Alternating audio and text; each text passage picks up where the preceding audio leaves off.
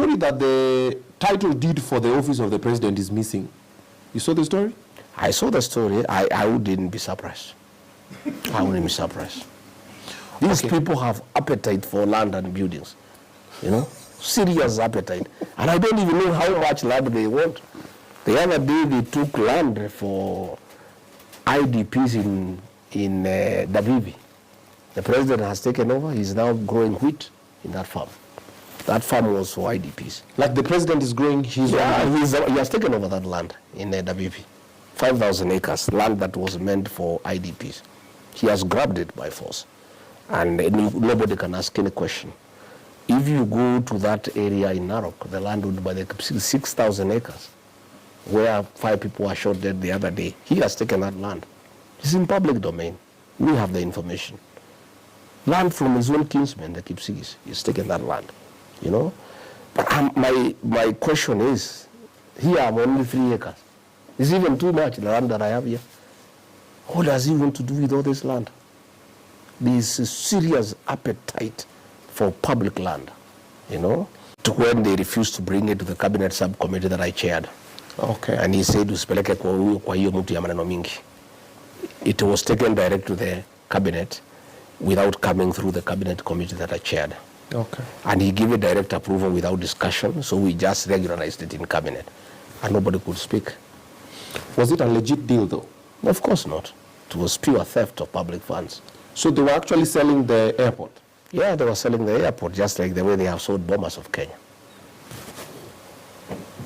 Bomas of Kenya, somebody has been given, a fellow from Turkey has been given a lease for 99 years. You know, and they are also using government money from the tourism fund to give to the guy to improve the facility. Lease it to somebody, then use government funds and give to the guy. It's pure theft. You know, Kenya now is a criminal enterprise. In fact, State House is a scene of crime. For practical purposes. Hii ni serikali tu ya ukora na biashara.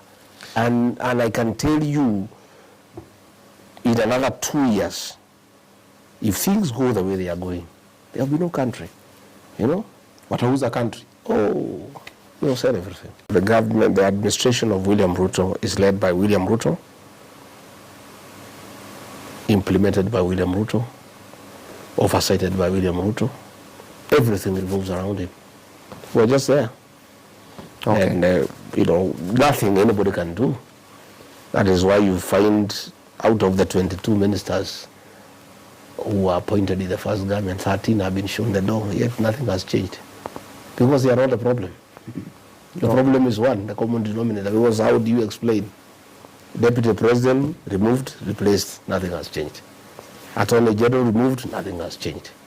Minister for Internal Security changed, nothing has changed. Minister for Finance changed, nothing has changed. Minister for Health changed 3 times, the health system was still not working.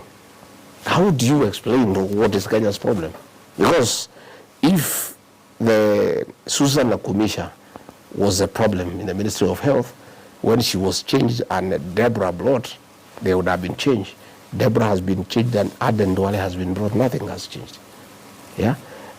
Professor Ndongo was removed as Cabinet Secretary for National Treasury. John Buddy has been brought, nothing has changed. Yeah? Professor Kindiki left Interior, Kipchumba Mukwen has come, crime is even worse. All these people who have been changed, it's a game of musical chairs. But the problem is not these ministers. The problem is the president, because he does everything in this country. Those ministers have said many times, and they are very act, because they know it's the truth, but they don't want it to be said. They are mere flower girls. The president has more advisors than ministers. But the problem is the president advises the advisors on how to advise him. You know? So it's what you call a zero-sum game. You know? Nothing can change. And I want to tell you, my friend, my good brother. Yeah. I want to tell you today, and I want you to call me for another interview. Okay. Nothing will change in this country. It will get worse. William Ruto is very persuasive. He sold us a narrative that today